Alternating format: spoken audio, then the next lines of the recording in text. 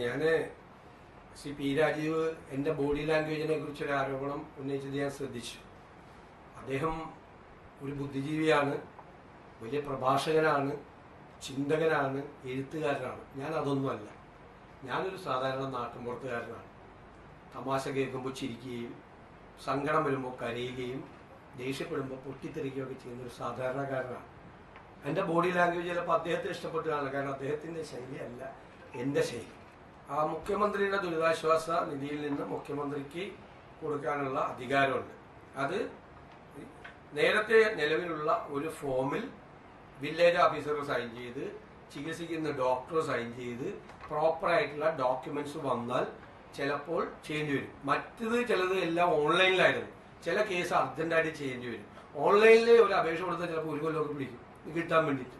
ചില case അർജന്റായിട്ടുള്ള surgery നടത്തേണ്ട case, transplant നടത്തേണ്ട കേസ്, അങ്ങനെയാണ്. പേപ്പറിൽ മറ്റേ പണ്ട് ഏതോ സർക്കാരിൽ ഒരു മന്ത്രി മറ്റേ സിഗത്തിന്റെ കൂടുതൽ എഴുതി കൊടുത്ത പോലെ ഒന്നും ഞാൻ ചെയ്യില്ല.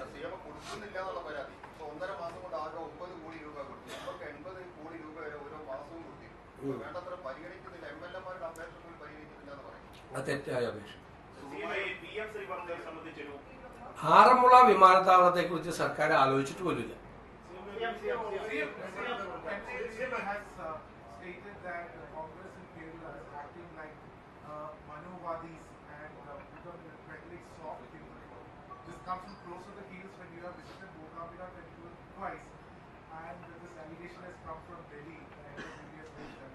How can he say that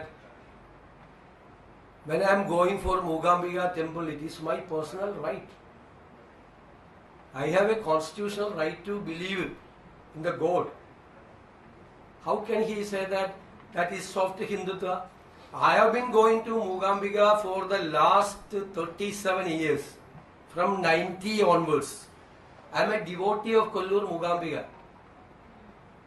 I am a devotee of Kollur Mookambika. I am very happy to say that. For the last 37 years I have been visiting there for darshan. ഞാൻ മുഖ്യമന്ത്രി ആയിക്കിട്ട് പോകാറുന്ന മോശമല്ലേ? ഇവരെ ഏത് ലോകത്തേക്കാ പോകണ? ക്ഷേത്രങ്ങളിൽ പോകുന്നത്, ആരാധിക്കാൻ പോകുന്ന എല്ലാവരെയും അപമാനിക്കല്ലേ? അങ്ങനെയാണെങ്കിൽ അദ്ദേഹം അങ്ങനെ പറഞ്ഞിട്ടുണ്ടെങ്കിൽ അദ്ദേഹം ചെയ്തത് ആണോ? നിങ്ങളെല്ലാവരും പോകുന്നവരല്ലേ? ഇത് ഇവിടെ ഇരിക്കുന്നവരിൽ ഭൂരിഭാഗം ഞായറാഴ്ച പള്ളിയിൽ പോകുന്നവരും ക്ഷേത്രങ്ങളിൽ പോകുന്ന ആളുകളും വെള്ളിയാഴ്ച ജുമാ നമസ്കാരത്തിൽ പോകുന്ന ആളുകളും അല്ലേ? അത് പോകാൻ പാടില്ലേ?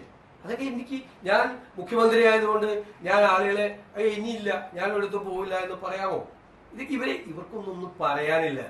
സ്വന്തം പാർട്ടിയിലെ സ്ഥിതി അവർക്ക് അറിയാം.